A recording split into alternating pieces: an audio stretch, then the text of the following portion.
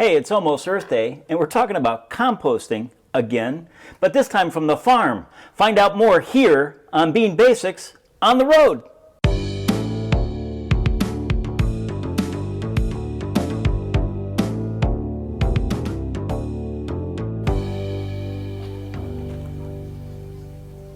Oh, hey there. Welcome to Bean Basics with Bob and Michelle on the road. Welcome to sunny Nicaragua, and it's a little sunny today. And welcome to the Recreo Coffee Estate, our farm direct relationship in Nicaragua. And we're like in a pretty interesting / disgusting place right now. Now, it's not really disgusting, but we're at end of harvest here. And one of the things that happens when we process coffee on the farm is we depulp the coffee cherry, right? And so from a conservation organic perspective, what happens to that cherry? Well, up in this direction here is the wet mill, and it gets piped down. All the coffee cherries get piped down in water, and it gets loaded up into this pile right here. And if you were as close as I am, you would hear it buzzing with flies and crawling with all kinds of, I don't know what, in there, right? And it kind of looks like dirt right now, but these are coffee cherries that have are beginning the process of decomposition.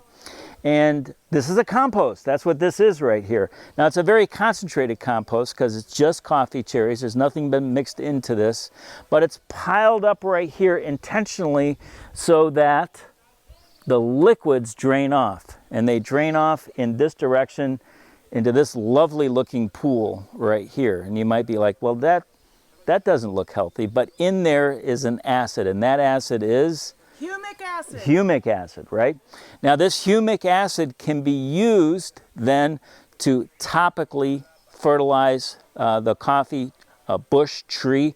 Later on down the line, it can also be put into the ground. So there's some real benefit to trapping the drainage from this cascara, these coffee cherries at this point in time. Now, there's more happening here, and we're going to take you in a minute. Michelle, if you don't mind panning around, we're going to take you over to the Worm Trough, and we're going to be talking about other components of creating compost and organic material that can be used back up in the field again. So hold on just a second, and we're going to get right over there.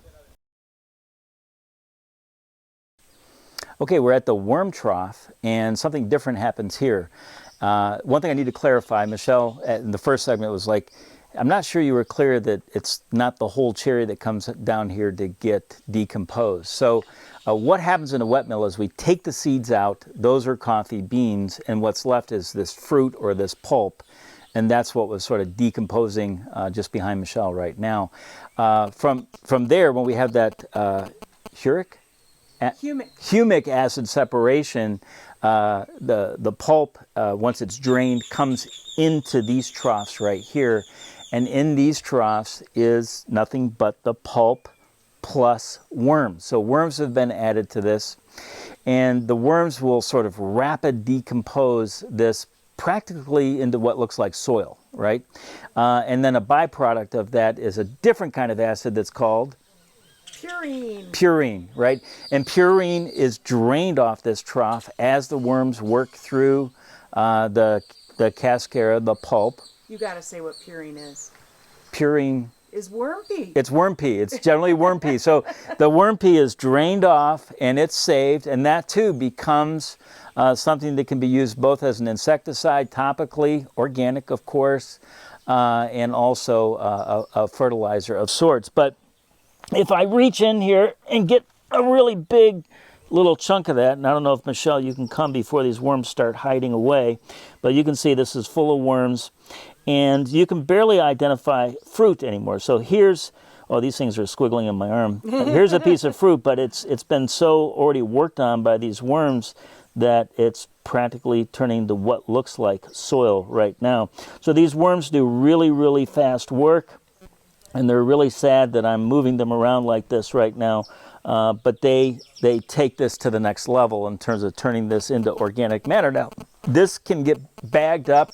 There's bags behind us. They'll shovel it in there so that they can get it back up into the coffee fields, because shortly we're going to be into a first fertilization of each coffee plant, and they're going to put this around that. So this is a byproduct of coffee farming, but the byproduct gets 100% used, and I'm going to show you that it gets 100% used, because in just a minute we're going to go right over there where that smokestack is, if you don't mind panning over, because right there is some parchment, and I'll explain the role that parchment plays here in just a moment. All right, we've hopped from that compost pile to the worm pea troughs, and now just to my right here is something called parchment. So there's a lot of parts that come off the fruit. Parchment is one of them, and the parchment in this case is smoldering in this smokestack here. Now, it's not burning, although it looks like it's burning. It's not on fire. It is just being turned into carbon, basically. So you never want to see a flame lick up, but they'll come in and they'll turn and shovel that until it sort of becomes carbon. I don't know any other way to say it than that. But you know, essentially think about it like charcoal, right? That's what we're after. And when it's done, it looks a little bit like this, so it won't be all black, but that's the charcoal component. Now, what's done with that is, if you look a little bit deeper on that tarp over there, you can see what comes out of the worm pea troughs, and that looks like topsoil that you would buy at your local Home Depot, and it might even say Miracle Grow on it or something like that, right? But it is that rich too, right? There's nothing added to it, but we've just transformed the pulp, and we're taking the parchment, and they get blended 50-50, and that's what's in this pile right here. And that blend too becomes the bed to grow seedlings in, right? So everything is getting used on the farm, even the water is being preserved, although it sort of drains off as all these acids and that kind of thing. But everything that is a byproduct goes back up into the field. But let's take a moment now, because we're not far from it, and go visit the little seed farm. Okay, we've hopped over to the coffee seed farm, and I've brought a little bit of that compost / carbon material. You can see the carbon material from that parchment, and that's been blended together, and it's really sort of light and fluffy, and you can feel that.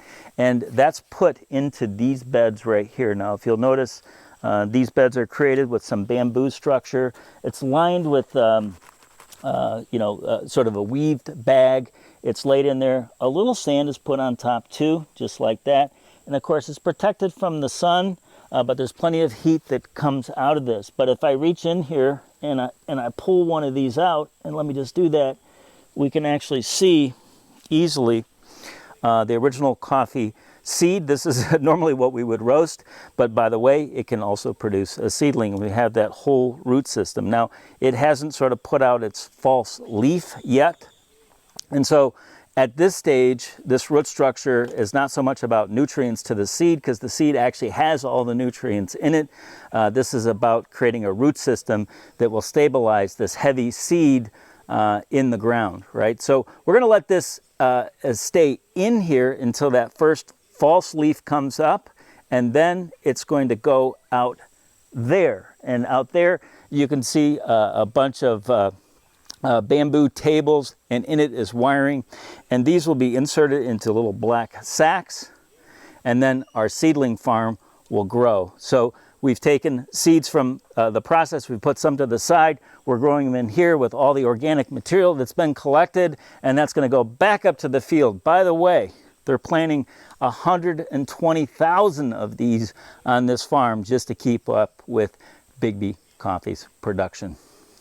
And that's what we know about this little area that we've been in. So much happens here that is so good. But I need to leave you with this one note right now, and that is, when you love the world will love you right back. Hey, thanks for joining us. For future episodes, click the subscribe button. Bean Basics is brought to you by One Big Island in Space.com with 2 G's.